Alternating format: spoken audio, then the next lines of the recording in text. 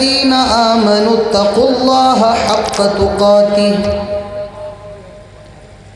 ولا تموتن إلا وأنتم مسلمون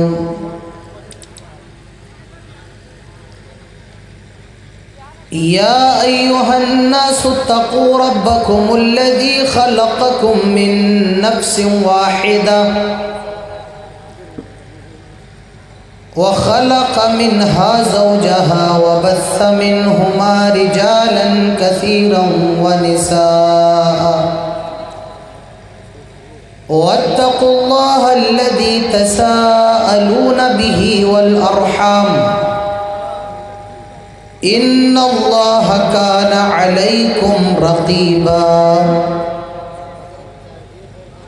يا أيها الذين آمنوا اتقوا الله وقولوا قولا سديدا يصلح لكم أعمالكم ويغفر لكم ذنوبكم ومن يطع الله ورسوله فقد فاز فوزا عظيما أما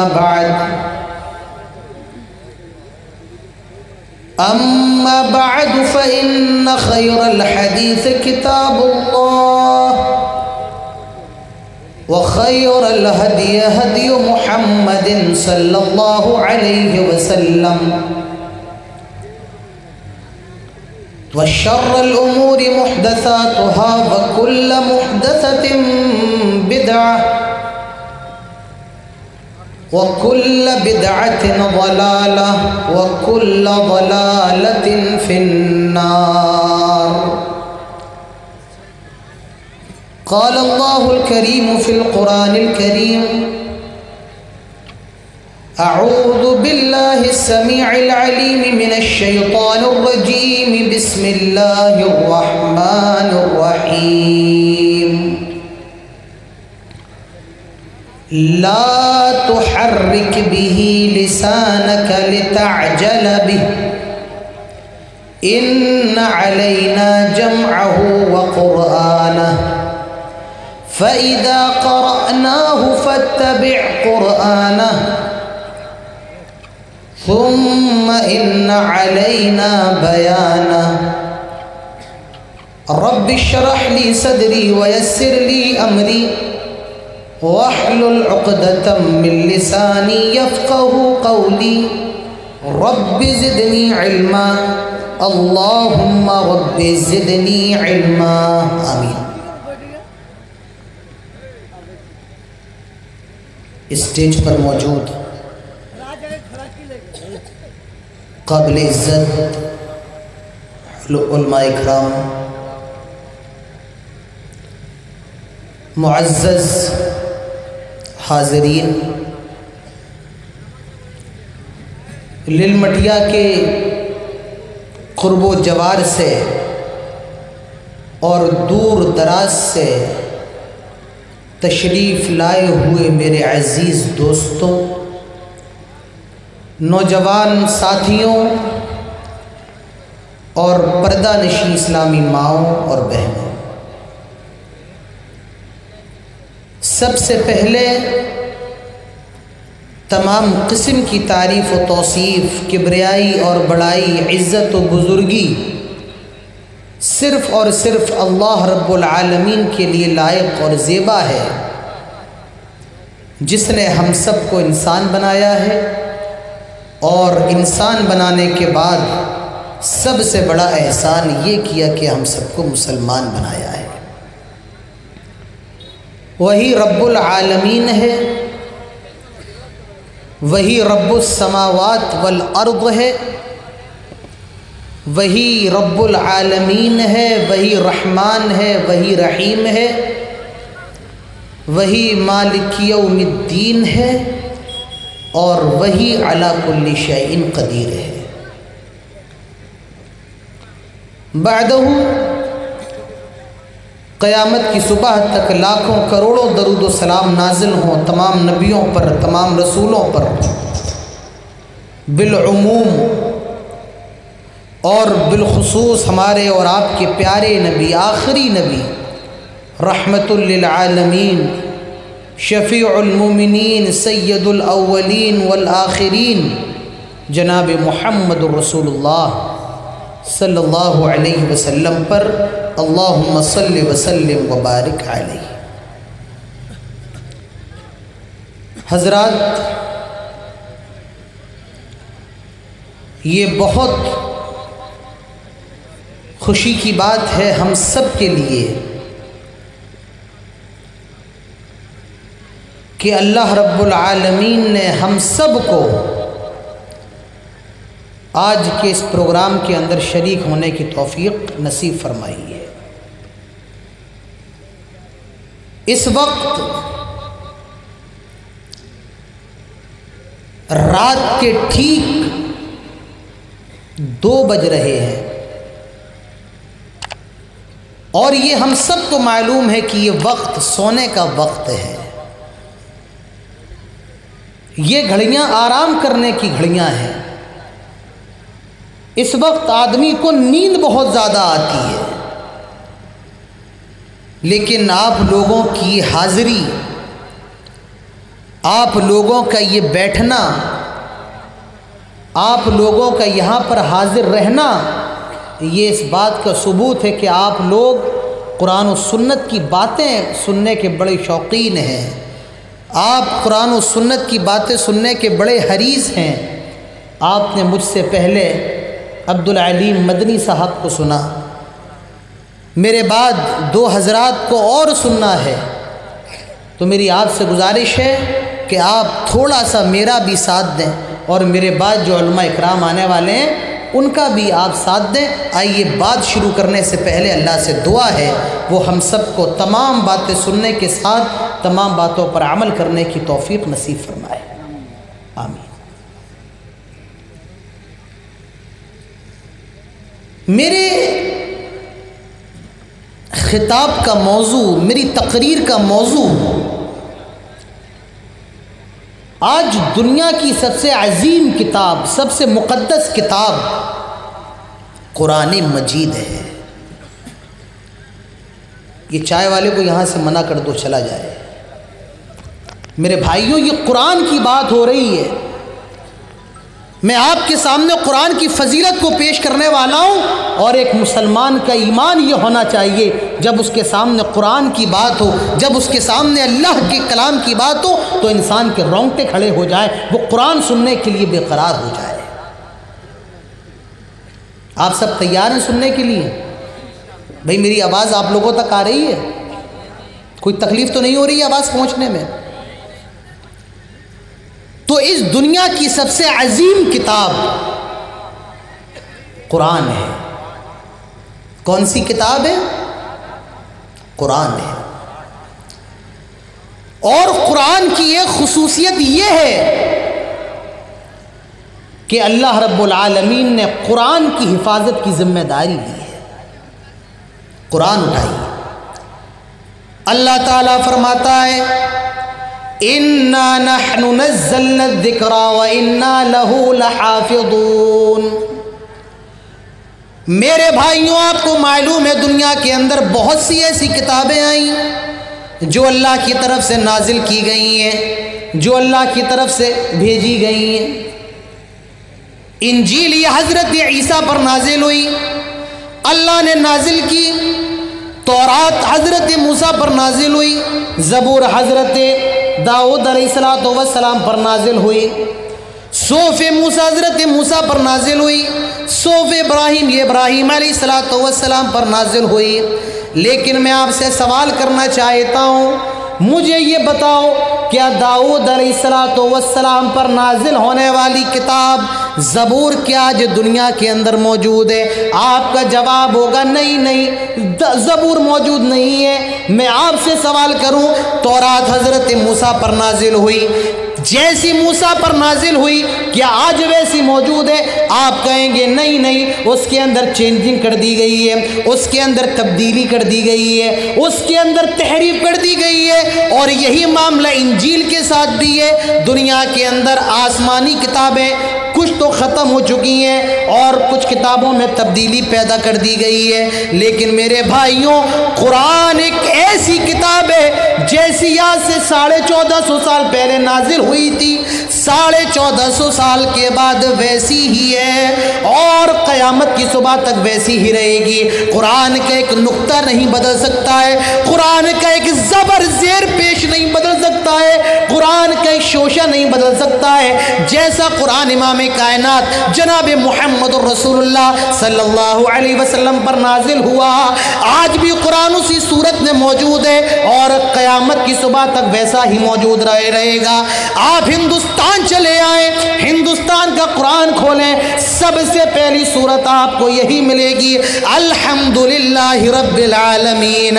آپ امریکہ چلے جائیں، وہاں کا بھی قرآن کھول لیں، آپ کو سب سے پہلی صورت یہی ملے گی، الحمدللہ رب العالمین۔ آپ انڈونیشیا چلے جائیں، آپ ملیشیا چلے جائیں، آپ افریقہ کے جنگلوں میں چلے جائیں اور وہاں قرآن کھول لیں میرے بھائیوں، قرآن کے اندر سب سے پہلی صورت یہی ہوگی، الحمدللہ رب العالمین۔ تو میرے بھائیوں، انا نحن نزلنا الذکر وانا لہ لحافظون، اللہ تعالیٰ فرماتا ہے ہم نے اس قرآن کو نازل کیا اور اس کی حفاظت کی ذمہ داری بھی ہم ہی لیتے ہیں۔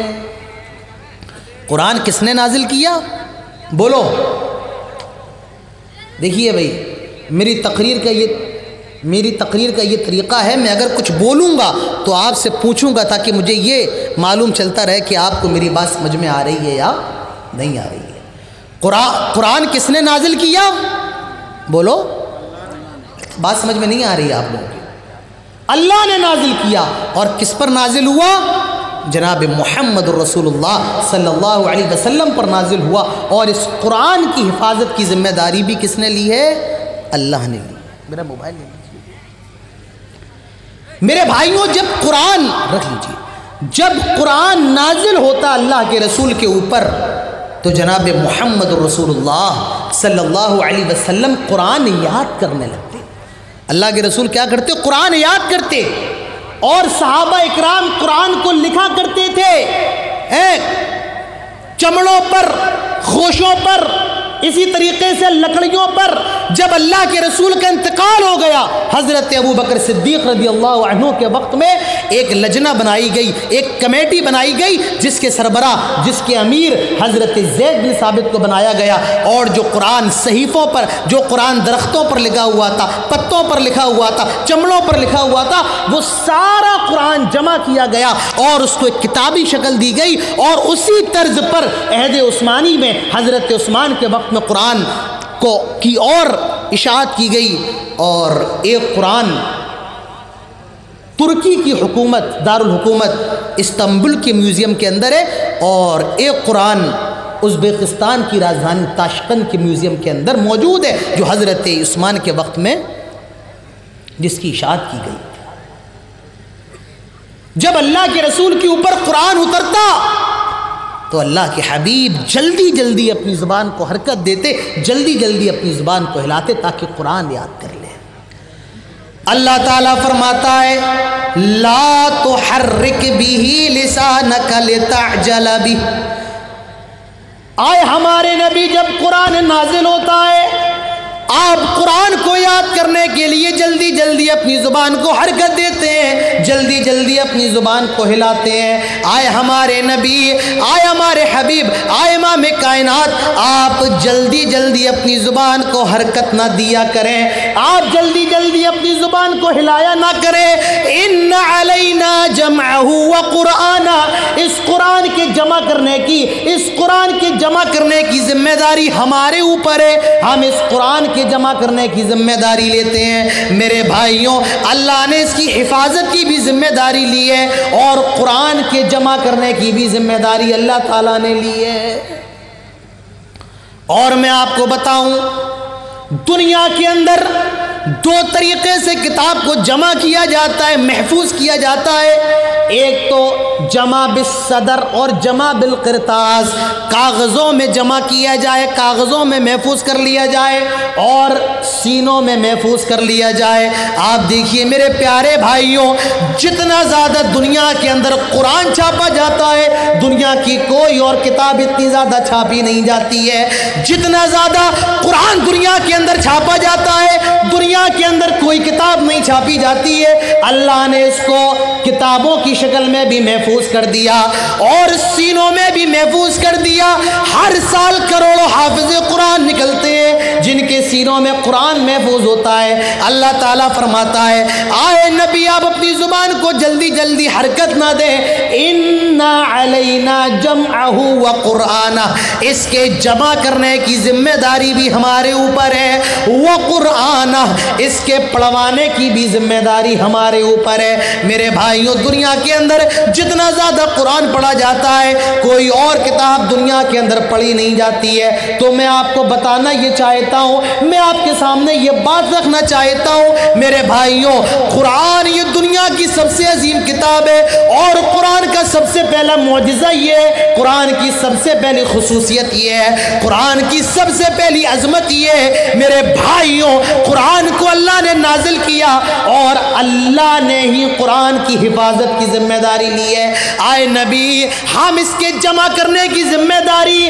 اس کے پڑھوانے کی ذمہ داری اور ہم اس کی اتباع کرنے کی ذمہ داری اور اس کی تفسیر بیان کرنے کی ذمہ داری لیتے ہیں اور ہم اس کی حفاظت کی بھی ذمہ داری لیتے ہیں۔ اللہ نے کسی کتاب کی ذمہ داری نہیں لی مگر اس کتاب کی ذمہ داری اللہ نے خود لی۔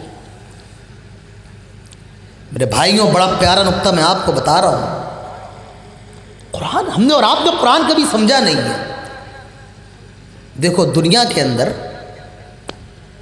جتنی کتابیں لکھی جاتی ہیں، چاہے وہ عربی کی کتاب ہو، اردو کی کتاب ہو، فارسی کتاب ہو، انگلش کی کتاب ہو، دنیا کے اندر جو بھی کتاب لکھی جاتی ہے، اس کتاب کا رائٹر، اس کتاب کا مؤلف، اس کتاب کا لیکھک کتاب شروع کرنے سے پہلے یہ ضرور لکھتا ہے کہ میں انسان ہوں اور ہو سکتا ہے کہ بحیثیت بشر مجھ سے اس کتاب کے اندر کہیں نہ کہیں کوئی نہ کوئی غلطی سرزد ہو گئی۔ لکھتا یا نہیں لکھتا ہے؟ لکھتا ہے۔ کیا لکھتا ہے کہ مجھ سے ہو سکتا ہے اس کتاب کے اندر کہیں غلطی ہو گئی ہو، لیکن قرآن ایک ایسی کتاب ہے، یہ جس کا کلام ہے وہ پہلے صفحے میں کہہ رہا ہے، پہلے پارے میں کہہ رہا ہے کیا؟ ذالک الکتاب لا ریب فیہ، شروع سے لے کر آخر تک قرآن کے اندر ایک نقطے کی غلطی نہیں ہے، قرآن کے اندر ایک شوشے کی غلطی نہیں ہے۔ ذالک الکتاب لا ریب فیہ، قرآن کے اندر کسی بھی طریقے کی شک و شبہ کی کوئی گنجائش نہیں ہے۔ ذالک الکتاب لا ریب فیہ، کوئی غلطی قرآن کے اندر، کوئی شک و شبہ قرآن کے اندر نہیں ہے۔ میرے بھائیوں، جب قرآن اللہ کے رسول پر نازل ہوتا تھا، اللہ کے رسول قرآن پڑھتے تھے تو کافر بھی قرآن سنا کرتے تھے۔ قرآن کے اندر اللہ تعالیٰ نے اتنی مٹھاس دیا، آپ ایک کافر کو سنائیں، آپ ایک غیر مسلم کو قرآن سنائیں یا اس کے کانوں میں بلوٹوتھ لگا دے، لیڈ لگا دے اور قرآن کی تلاوت شروع کر دے، میرے بھائیوں ایک کافر کے رونگٹے بھی کھڑے ہو جائیں گے۔ اللہ کے رسول کے اوپر جب قرآن نازل ہوتا، آپ مکے کے لوگوں کے سامنے قرآن پڑھتے، مکے کے لوگ قرآن سنتے اور بڑے غور سے سنتے، قرآن کی تلاوت کو سنتے۔ جب مکے کے کافروں نے یہ دیکھا، انہوں نے نضر بن حارث کو لوگوں کو ورغلانے کے لیے اس کو ہائر کیا، وہ لوگوں کو رستم و سوراب کے، فارس اور روم کے بادشاہوں کے قصے سنانے لگا، لوگوں نے قرآن سننا چھوڑ دیا۔ اس وقت اللہ کے نبی نے کہا تھا، یا ربی ان قوم اتخذوا هذا القرآن مہجورا، آئے اللہ میری قوم نے قرآن کو چھوڑ دیا، میری قوم نے قرآن کو پسے پشت ڈال دیا۔ میرے بھائیوں، جب اللہ کے رسول کے اوپر قرآن نازل ہوتا، مکے کے کافروں نے کہا یہ تو جادو ہے، یہ تو شعر ہے، یہ محمد کا کلام ہے، یہ اللہ کا کلام نہیں ہو سکتا، یہ ایک بشر کا کلام ہے، یہ محمد کا کلام ہے۔ لوگوں نے قرآن کو اللہ کا کلام ماننے سے انکار کر دیا، کہا یہ تو محمد کا کلام ہے، یہ محمد کی شاعری ہے۔ اللہ نے سارے لوگوں کو چیلنج دیا، کہا قل لئن اجتمعت الانس والجن على ان يأتوا بمثل هذا القرآن لا يأتون بمثله ولو كان بعضهم لبعض ظہیرا۔ آئے نبی آپ ان لوگوں سے کہہ دیں، تم کہتے ہو یہ قرآن محمد کا کلام ہے، ایسا کرو تم اس جیسا قرآن لے کر کے آ جاؤ، تم اس جیسی کتاب لے کر کے آ جاؤ۔ اگر یہ ایک انسان کا کلام ہے، تم بھی انسان ہو، ایسا کرو اس جیسا قرآن لے کر کے آ جاؤ، ایک قرآن اس جیسا لے کر کے آ جاؤ۔ لا یأتون بمثلی، اللہ تعالیٰ خود فرماتا ہے یہ کبھی بھی اس جیسا قرآن نہیں لا سکتے ہیں۔ وَلَوْ كَانَ بَعْضُهُمْ لِبَعْضٍ ظَهِيرًا، یہ ایک دوسرے کے سپورٹر بن جائیں، یہ ایک دوسرے کے مددگار بن جائیں، لیکن پھر بھی اس جیسا قرآن نہیں لا سکتے ہیں۔ اللہ نے چیلنج دیا، کیا ایک قرآن اس جیسا لے کر کے آ جاؤ، قرآن نہیں لا پائے، مقابلہ کرنے کی طاقت نہیں ہے۔ اللہ نے چیلنج کو اور چھوٹا کر دیا، کیا کر دیا؟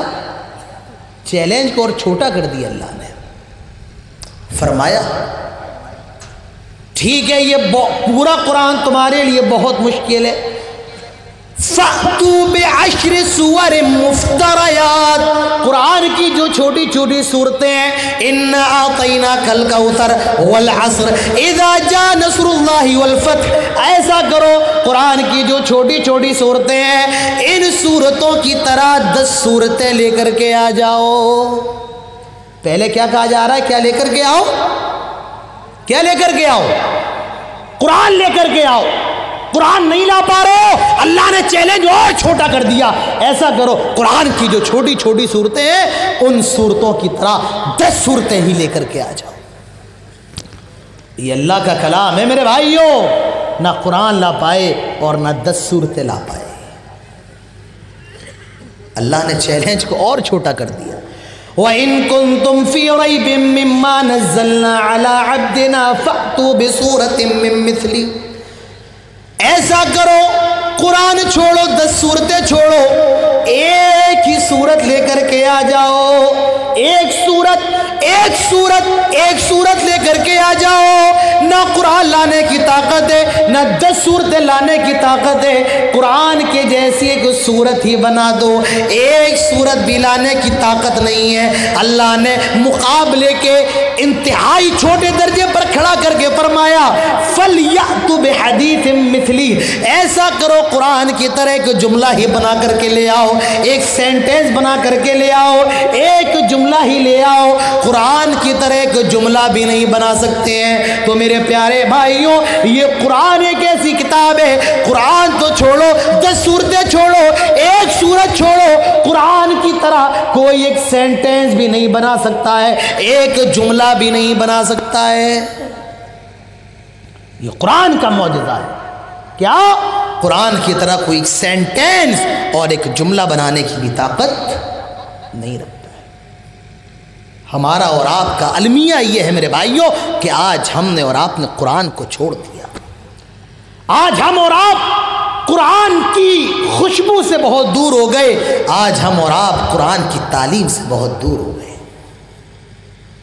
یہاں جناب کوئی قرآن سننے کو تیار نہیں ہے۔ میں آپ کی جلسوں کی بات کروں یا بہار کے جلسوں کی بات کروں، بنگال کے جلسوں کی بات کروں، وہاں قرآن کی باتیں ہو، حدیث کی باتیں ہو، لوگوں کو مزہ نہیں آ رہا ہے، اور وہیں لڑکا لڑکی کی باتیں ہو، وہیں کچھ خراب باتیں ہو تو لوگوں کو بڑا مزہ آتا ہے۔ میرے بھائیوں، یہ ہمارا اور آپ کا حال بن گیا ہے۔ ہمیں اور آپ کو قرآن سننا پسند نہیں ہے، ہمیں اور آپ کو وید سننا پسند ہے۔ کوئی وید آ جائے اور وید کے 2-3 منتر پڑھ دے تو یہ بہت بڑے عالم صاحب ہیں۔ کوئی آ جائے لڑکا لڑکی کی بات کر دے، ان کی تقریر بہت اچھی ہے، یہ ہمارا اور آپ کا مزاج بن گیا ہے میرے بھائی۔ یہ مزاج آپ کو ختم کرنا ہے، اپنے جلسوں کو اصلاحی جلسے بناؤ جس میں قرآن و سنت کی باتیں، آپ 1 گھنٹہ 2 گھنٹہ اور 5 گھنٹے یہاں بیٹھ کر کے جا رہے ہیں، اور بیٹھے آئے سنا مزہ آیا اور پھر اپنے گھر چلے گئے۔ سوال یہ آپ لے کر کے کیا گئے؟ 5 گھنٹے بیٹھ کے گئے، اور کچھ نہ کچھ تو ملنا چاہیے بھائی، کچھ نہ کچھ تو آنا چاہیے، کوئی نئی چیز پتہ لگنا چاہیے۔ آئے کھائے پیے بیٹھے اور چلے گئے، تو آنے کا کیا مطلب رہا؟ میرے بھائیوں اپنے ذہنوں کو سدھارو، قرآن سنو، حدیث سنو۔ انسان اگر قرآن پر غور کرے انسان کی روح مہک جائے۔ قرآن ایک نقطہ میں آپ کو بتاؤں، دل تھام کر کے سننا۔ سب تیار ہیں؟ سب تیار ہیں؟ لگتا آپ لوگوں کو مزہ نہیں آ رہا ہے۔ تیار ہیں؟ دنیا کے اندر جتنی کتابیں ہیں، آپ ان کتابوں سے سوال کرو کہاں سے آئی، کوئی کتاب جواب نہیں دے گی۔ آپ بائبل سے سوال کرو، آپ انجیل سے سوال کرو، تورات سے سوال کرو، آئے انجیل ہے تورات تجھے کس نے نازل کیا؟ خاموش، کوئی جواب ان کے پاس نہیں ہے۔ آپ ان کتابوں سے سوال کرو کس کے ذریعے نازل ہوئی، کوئی سب جواب ان کے پاس نہیں ہے۔ لیکن میرے بھائیوں قرآن سے پوچھو، آئے قرآن تو کس کی طرف سے نازل ہوا؟ قرآن جواب دیتا ہے وَإِنَّهُ لَتَنزِيلُ رَبِّ الْعَالَمِينَ، میں اللہ رب العالمین کی طرف سے نازل ہوا۔ آئے قرآن کس کے ذریعے نازل ہوا؟ نزل بہ الروح الامین، جبرائیل کے ذریعے نازل ہوا۔ کس پر نازل ہوا؟ علی قلبک لتکون من المنذرین، جناب محمد الرسول اللہ صلی اللہ علیہ وسلم پر نازل ہوا۔ کس زبان میں نازل ہوا؟ بلسان عربی مبین، عربی زبان میں نازل ہوا۔ کس مہینے میں نازل ہوا؟ شہر رمضان الذی انزل فیہ القرآن، رمضان کے مہینے میں نازل ہوا۔ اور کب نازل ہوا؟ انا انزلناہ فی لیلۃ القدر، میں شب قدر میں نازل ہوا، میں لیلۃ القدر میں نازل ہوا۔ میرے بھائیو یہ قرآن جس فرشتے کے ذریعے نازل ہوا وہ فرشتہ تمام فرشتوں کا سردار، جس نبی پر نازل ہوا وہ نبی تمام نبیوں کا سردار، اور جن شہروں میں نازل ہوا وہ شہر تمام شہروں سے زیادہ افضل۔ تو میرے بھائیو قرآن کی عظمت کو دیکھیے، قرآن کے مقام کو دیکھیے، قرآن کے مرتبے کو دیکھیے۔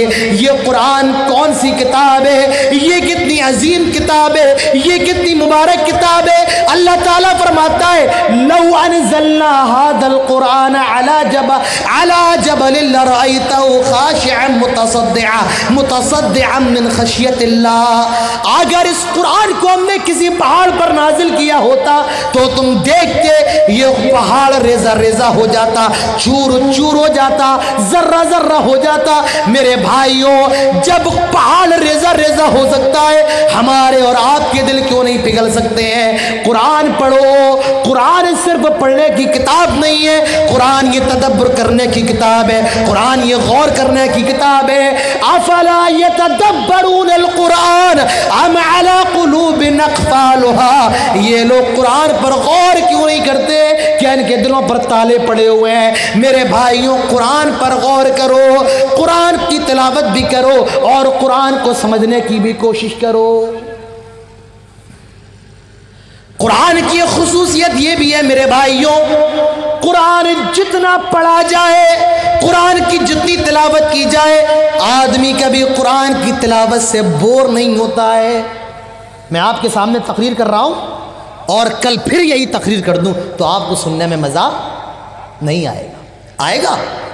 کہیں گے مولانا یہ تقریر کل ہو چکی ہے، یا میں پہلے جو آپ کے علاقے میں تقریریں کر چکا ہوں وہ آپ کے سامنے کروں۔ آپ کہیں گے مولانا یہ مزہ نہیں آیا بھائی، وہ یہ تقریر آپ پہلے کر چکے ہیں۔ میرے بھائیوں قرآن ایک ایسی کتاب ہے اس کو جتنا سنا جائے، جتنا پڑھا جائے، لیکن کبھی آپ اس سے بور نہیں ہوتے ہیں۔ ہر نماز میں، ہر رکعت میں امام بھی پڑھ رہا ہے، مقتدی بھی سورہ فاتحہ پڑھ رہا ہے، لیکن کبھی سورہ فاتحہ پڑھ کے بور بولو نہیں ہوتے۔ کبھی ایسا لگا ہے کہ بھئی آج چھوڑ دیتے ہیں، ارے ابھی پہلی رکعت میں تو پڑھی تھی، دوسری رکعت ایسے ہی مار دیتے ہیں۔ کبھی ایسا سوچا ہے؟ ایسا نہیں سوچا ہے نا؟ تو انسان کبھی بور نہیں۔ یہ قرآن کا معجزہ ہے، جتنا پڑھا جائے، جتنا سنا جائے، آدمی کو اتنا ہی مزہ آتا ہے۔ قرآن کا ایک معجزہ میرے بھائیوں، قرآن کا ایک معجزہ یہ ہے کہ اللہ تعالیٰ نے قرآن کو عربی زبان کے اندر نازل فرمایا۔ کس زبان کے اندر؟ عربی زبان کے اندر۔ اور میں آپ کو بتاؤں، آپ حیران رہ جائیں گے کہ عربی زبان اس وقت دنیا کے 20 ملکوں کی سرکاری زبان ہے، آفیشیل لینگویج عربی ہے، لغہ رسمیہ عربی ہے۔ 20 ملکوں کی سرکاری زبان عربی زبان ہے، عربی زبان ہے۔ اور یہ زبان، عربی زبان، یہ کس کی زبان ہے؟ یہ اللہ کی زبان ہے۔ کس کی زبان؟ فرشتوں کی زبان۔ کون سی زبان؟ عربی زبان۔ جنتیوں کی زبان کون سی زبان؟ بولو، عربی زبان۔ جہنمیوں کی زبان کون سی زبان؟ یہ نہیں پتہ، یہ اللہ تعالیٰ کو پتہ ہے۔ جہنمیوں کی زبان کون سی زبان؟ یہ اللہ کو پتہ ہے، اللہ نے ہمیں اس کے بارے میں نہیں بتایا ہے۔ تو عربی زبان ہمارے نبی کی زبان، عربی زبان اللہ کی زبان، عربی زبان فرشتوں کی زبان، عربی زبان جنتیوں کی زبان۔ تو یہ زبان میرے بھائیوں اتنی عظیم زبان ہے کہ 20 ملکوں کی سرکاری زبان عربی زبان ہے۔ اور میں آپ کو بڑی حیرت کی بات بتاؤں کہ عربی زبان ایک ایسی زبان ہے جیسی آج سے 1400 سال پہلے تھی، 1400 سال کے بعد بھی بالکل ویسی ہی ہے، اور قیامت کی صبح تک ویسی ہی رہے گی۔ ہر زبان چینج ہوتی رہتی ہے، بدلتی رہتی ہے۔ عربی زبان پہلے کچھ اور تھی، اردو زبان پہلے 100 سال پہلے کچھ اور تھی، آج 100 سال کے بعد کچھ اور ہے۔ انگلش زبان پہلے کچھ اور تھی، آج کچھ اور ہے۔ اس کے ورڈ بدل گئے، اس کی گرامر بدل گئی، اس کا پروننسیشن بدل گیا۔ سنسکرت زبان بہت پرانی زبان ہے، لیکن آج وہ موجود نہیں ہے۔ اس کے پڑھنے والے، اس کے سمجھنے والے، اس کے بولنے والے ایسے ہیں جیسے آٹے میں نمک ہوتا ہے۔ لیکن میرے بھائیوں، ہر زبان چینج ہوتی رہتی ہے، بدلتی رہتی ہے، 100 سال میں، 200 سال میں۔ لیکن عربی زبان ایک ایسی زبان ہے، آج سے 1400 سال پہلی تھی، جیسی تھی آج بھی ویسی ہے، اور قیامت کی صبح تک ویسی ہی رہے گی۔ آج سے 1400 سال پہلے عربی کے اندر سورج کو شمس کہا جاتا تھا، آج بھی یہ شمس کہا جاتا ہے، اور قیامت کی صبح تک شمس کہا جائے گا۔ پانی کو الماء کہتے تھے، آج بھی الماء کہتے ہیں، قیامت تک الماء کہا جائے گا۔ عربی زبان کے اندر چاند کو قمر کہا جاتا تھا، آج بھی قمر کہتے ہیں، اور قیامت تک قمر رہے گا۔ عربی زبان ایسی زبان ہے، آج سے 1400 سال پہلے جیسی تھی آج بھی ویسی ہے، اور قیامت کی صبح تک وہ زبان ویسی ہی رہے گی، وہ زبان بدل نہیں سکتی۔ اور حیرت کی بات میں آپ کو بتاؤں، عربی زبان ایک ایسی زبان ہے، دنیا کے ہر خطے میں یہ زبان سمجھی جاتی ہے اور بولی جاتی ہے۔ للمٹیا چلے آؤ، کیندوا چلے آؤ، اور نیما چلے جاؤ، گوڈا میں جہاں جانا ہے جاؤ، جھارکھنڈ چلے جاؤ، بنگال، ہندوستان، افریقہ آ جاؤ، ایشیا چلے جاؤ، گاؤں کے اندر، جنگلوں کے اندر اگر مسلمان ہیں، اللہ کی قسم وہاں کوئی نہ کوئی عربی سمجھنے والا، عربی بولنے والا اور عربی لکھنے والا آپ کو ضرور مل جائے گا۔ انگلش بولنے والے بہت ہیں، لیکن ہر جگہ انگلش بولنے والے آپ کو نہیں ملیں گے۔ جرمن بولنے والے ہر جگہ نہیں ملیں گے، چائنیز بولنے والے ہر جگہ نہیں ملیں گے، لیکن عربی بولنے والے، عربی سمجھنے والے آپ کو دنیا کے ہر خطے میں، ہر گوشے میں آپ کو مل جائیں گے۔ یہ عربی زبان کی خصوصیت ہے۔ تو اللہ تعالیٰ نے اس قرآن کے لیے جس زبان کا انتخاب فرمایا، وہ زبان کون سی ہے؟ عربی زبان ہے۔ قرآن کی ایک اور خصوصیت میرے بھائیوں، قرآن کا ایک معجزہ یہ بھی ہے، جتنا زیادہ احترام، جتنی زیادہ عزت قرآن کی جاتی ہے، دنیا کے اندر کسی بھی کتاب کی اتنی عزت نہیں کی جاتی ہے۔ ہر کتاب کو پکڑا جاتا ہے، لیکن قرآن کو سینے سے لگایا جاتا ہے۔ مجھے میرے بھائیوں یہ بتاؤ کون سی ایسی کتاب ہے جس کو پڑھنے سے پہلے وضو کیا جاتا ہے؟ کون سی ایسی کتاب ہے جو نیت باندھ کر کے پڑھی جاتی ہے، قبلہ رخ ہو کر کے پڑھی جاتی ہے؟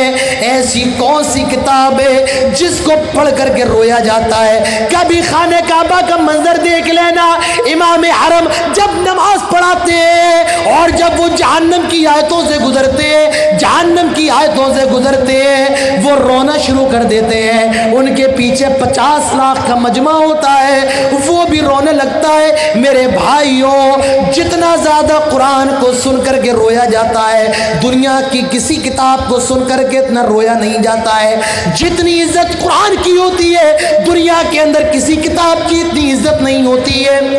ایک لڑکا جس کا باپ بہت زیادہ غریب ہے، کوئی اس کو محلے میں جانتا بھی نہیں ہے، کوئی اس کو کیندوا میں جانتا بھی نہیں ہے، اس کا باپ بڑا غریب ہے، کوئی اس کو اپنے ساتھ چائے پلانا بھی گوارا نہیں کرتا ہے۔ لیکن جب اس غریب کا بیٹا، جب اس مسکین کا بیٹا حافظ قرآن بن جاتا ہے، جب یہ قرآن کو یاد کر لیتا ہے اور کیندوا کی مسجد میں نماز پڑھاتا ہے، بڑے بڑے کروڑ پتیوں کو اس کے پیچھے نماز پڑھنا پڑتی ہے، بڑے بڑے رئیسوں کو اس کے پیچھے نماز پڑھنا پڑتی ہے۔ اس کی جب وہ رکوع کرے گا سارے لوگ رکوع کریں گے، جب وہ سجدہ کرے گا سارے لوگ سجدہ کریں گے۔ میرے بھائیوں، یہ قرآن کی عزت ہے، یہ قرآن کا احترام ہے۔ جتنی زیادہ عزت قرآن کی جاتی ہے، دنیا کے اندر کسی اور کتاب کی اتنی عزت نہیں کی جاتی ہے۔ قرآن کا ایک اور معجزہ، جتنا زیادہ قرآن پر عمل ہوتا ہے، دنیا کے اندر کسی اور کتاب پر اتنا عمل نہیں ہوتا ہے۔ اللہ نے قرآن میں فرمایا اقم الصلاة لدلوق الشمس الى غسق الليل وقرآن الفجر ان قرآن الفجر كان مشهودا۔ آئے لوگوں نماز پڑھو، آئے لوگوں نماز پڑھو۔ آپ ذرا غور کیجئے میرے بھائیوں، دنیا کے اندر مسلمان نماز پڑھتا ہے، کتنا زیادہ نماز پڑھتا ہے۔ جمعہ کا دن آنے دو، مسجدیں بھر جاتی ہیں، لوگ روڈ پر نماز پڑھ رہے ہیں، کوئی پارک میں نماز پڑھ رہا ہے، کوئی فیکٹری میں نماز پڑھ رہا ہے۔ کیوں پڑھ رہا ہے؟ اللہ تعالیٰ نے قرآن میں حکم دیا لوگوں نماز پڑھو۔ پوری دنیا کے مسلمان نماز پڑھ رہے ہیں۔ آپ ایئرپورٹ پہ چلے جائیں، آپ کو ایئرپورٹ پر مندر نہیں ملیں گے، آپ کو ایئرپورٹ پر گرودوارے نہیں ملیں گے، آپ کو ایئرپورٹ پر چرچ نہیں ملے گا۔ ہاں، مسجدیں آپ کو ایئرپورٹ پہ ضرور ملیں گی۔ انٹرنیشنل ایئرپورٹ پر اکثر آپ کو مسجدیں مل جائیں گی، کیونکہ دنیا جانتی ہے جب مسلمان کی نماز کا ٹائم ہوتا ہے تو وہ نماز ضرور پڑھتا ہے۔ یہاں تک کہ فلائٹوں میں بھی اب مصلی ہے، وہاں بھی اتنی جگہ بنائی گئی ہے کہ آدمی جا کر کے وہاں پر بھی نماز پڑھ سکتا ہے۔ میرے بھائیوں، جتنا قرآن پہ عمل ہوتا ہے، دنیا کی کسی اور کتاب پر اتنا عمل نہیں ہوتا ہے۔ اللہ نے قرآن میں فرمایا کتب علیکم الصیام، آئے مسلمانوں رمضان کے روزوں کو فرض کر دیا گیا۔ میرے بھائیو، رمضان کا مہینہ آنے دے، آج شعبان کی 2 یا 3 تاریخ ہے، 27 دن کے بعد رمضان آنے والے۔ چل چلاتی دھوپ میں ہم اور آپ بھوکے رہتے ہیں، پیاس لگ رہی ہے، کوئی دیکھنے والا نہیں ہے، پانی پی سکتے ہیں لیکن نہیں پی رہے ہیں۔ کیوں؟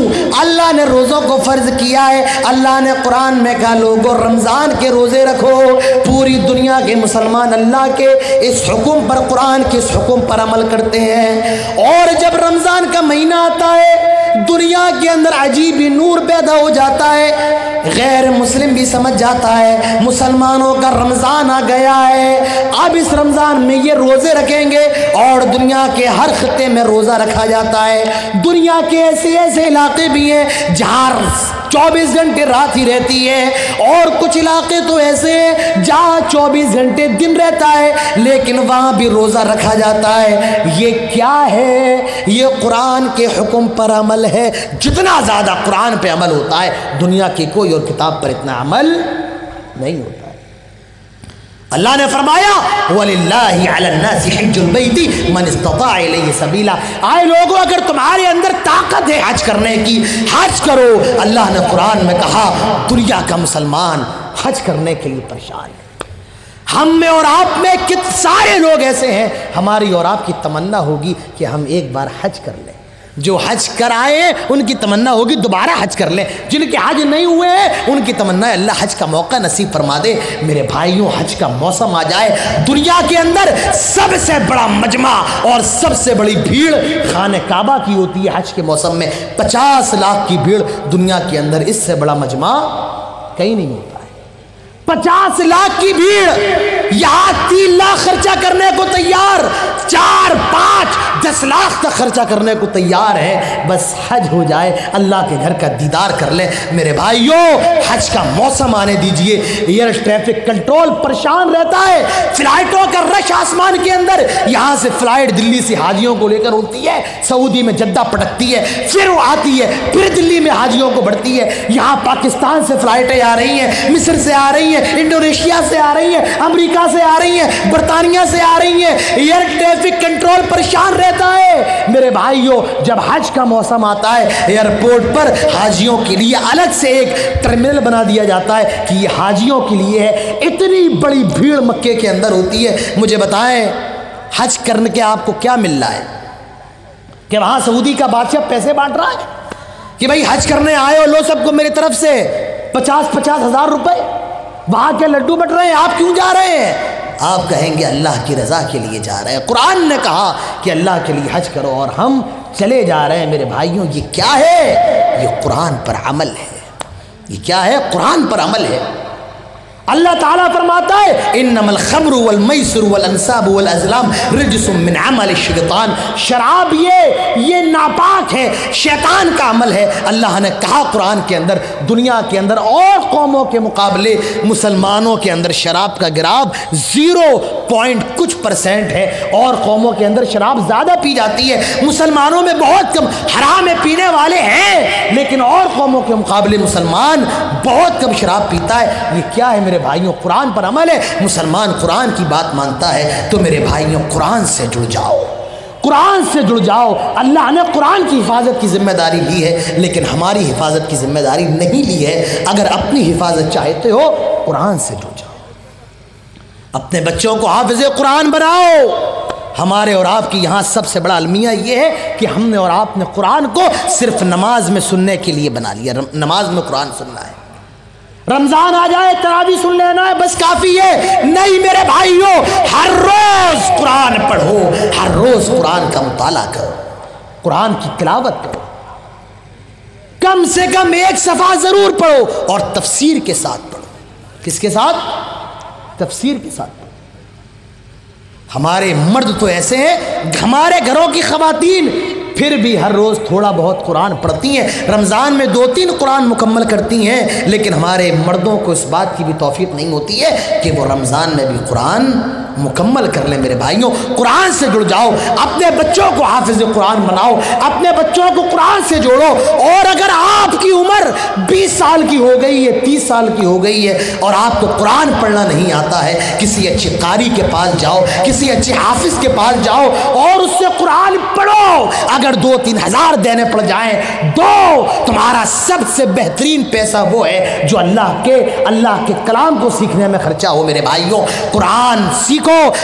تم اگر جوان ہو گئے ہو تب بھی شرمانے کی ضرورت نہیں ہے، قرآن سیکھو۔ اگر بوڑھے ہو گئے ہو تب بھی قرآن سیکھو، اور بالکل ہی قرآن سیکھنے کی طاقت نہیں ہے تو موبائلوں کے اندر بڑے اچھے قاریوں کی قرت موجود ہے، اس کو کم سے کم سن لیا کرو۔ میرے بھائیوں، قرآن سنا کرو، قرآن دلوں پر اثر کرتا ہے، قرآن دلوں کے تالوں کی چابیاں ہے۔ میرے بھائیوں، قرآن کی تلاوت کرو، دل نرم ہو جائیں گے، دل پگھل جائیں گے، آپس میں ایک دوسرے سے محبت کرنے والے بن جاؤ گے، اللہ تعالیٰ آپ کی عزتوں میں اضافہ کرے گا۔ یہ چند باتیں تھیں میرے بھائیوں قرآن کے معجزات کے تعلق سے جو میں نے آپ کے سامنے رکھی ہیں، اور مجھے بڑی خوشی ہو رہی ہے آپ لوگوں کو دیکھ کر کہ آپ ابھی تک اس طریقے سے جمے ہوئے ہیں۔ میں آپ سے گزارش کرتا ہوں، میرے بعد 2 مقرر اور ہیں، یہ بھی میرے بھائیوں آپ کو اسی طریقے سے بیٹھنا ہے، ان کی بات بھی سننا ہے۔ یہ نہیں کہ میری بات الگ، عبدالعلیم صاحب آئے ان کی بات الگ، فضل الرحمان صاحب آئے ان کی بات الگ، ابوالکلام صاحب آئے ان کی بات الگ، نہیں،